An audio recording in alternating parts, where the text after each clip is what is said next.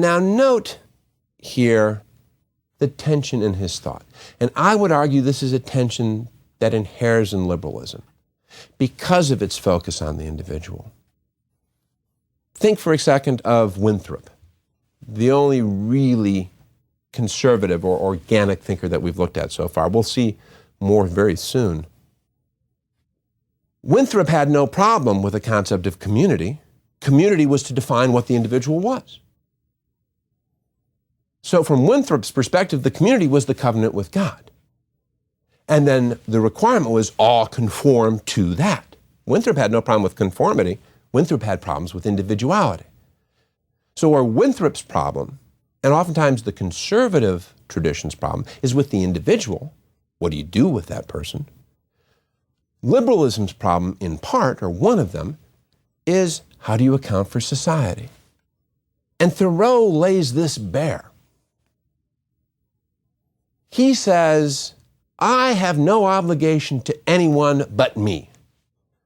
I was put here for me. I will do what makes me happy. He seems to have no sense at all of social obligation. And yet, he's writing this essay. He's writing this essay. To what end?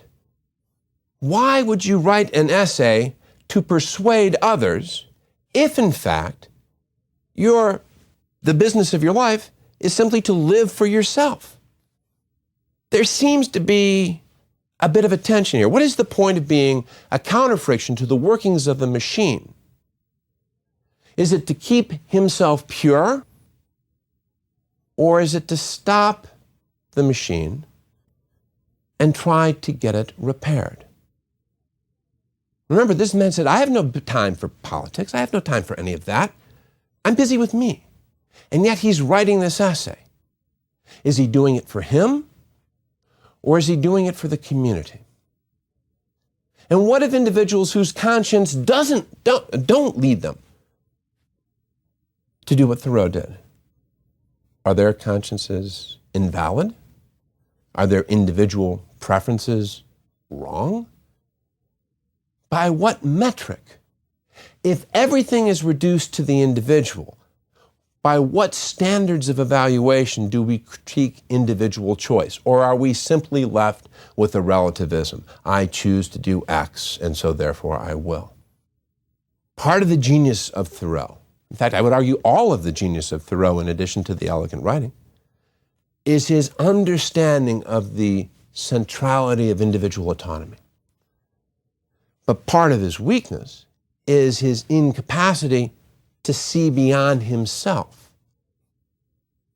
and to understand the constraints that communities perforce have to put on individuals. And because of the liberal focus on the individual, it's a tough thing for liberalism in general too. Usually we handle it with things like tacit consent as opposed to active consent. Thoreau refuses to go there. Given his focus on the individual, government is something of an afterthought to him. It is a creation of people for convenience and convenience only. Only the individual is real and natural. Only consent from that individual gives government authority. And that consent from Thoreau's perspective is Lockean. You have to consent, but with a Paine-Jefferson twist. It has to be active consent. Remember the argument between Jefferson and Adams and Jefferson and Madison on this need for the 20-year revolution and active consent. Jefferson must have it. And Madison said, that's not practicable in all things. But Thoreau goes Jefferson and Paine one step better. Not only can another generation not bind him, but no individual in his generation, no government in his generation can bind him unless he agrees specifically with every decision it makes. He turned into the town hall a statement that said this: Know all men by these presents that I, Henry Thoreau, do not wish to be regarded as a member of any incorporated society which I have not joined. I'm out here floating. I'll be with you when I choose. I'll step away when I choose. But it's my choice. You can't bind me. Now, given this perspective, there is nothing intrinsically more legitimate about majority rule than any other kind of rule. In some ways, majority rule is more dangerous. He says majority rule is just like any kind of rule, except that it seems to support the interest of the stronger. Not because of fairness, not because of the right, but because they are physically the stronger. But a government in which the majority rule in all cases cannot be based on justice, even as far as men understand it. Majority rule democracy sanctions the authoritarianism of the dull, passive masses, the field of zebras. The Massachusetts Constitution, he says, is evil because it sanctions majority rule. It sanctions something that can impose on his zone of autonomy. He turns Jefferson's famous phrase on its head. Jefferson said that government is best which governs least. Thoreau says that government is best which governs not at all.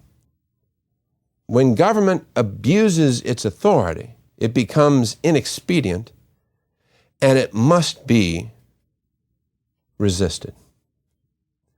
Now, his take on the constitutions, both of Massachusetts and also the United States, is self-consciously ambivalent.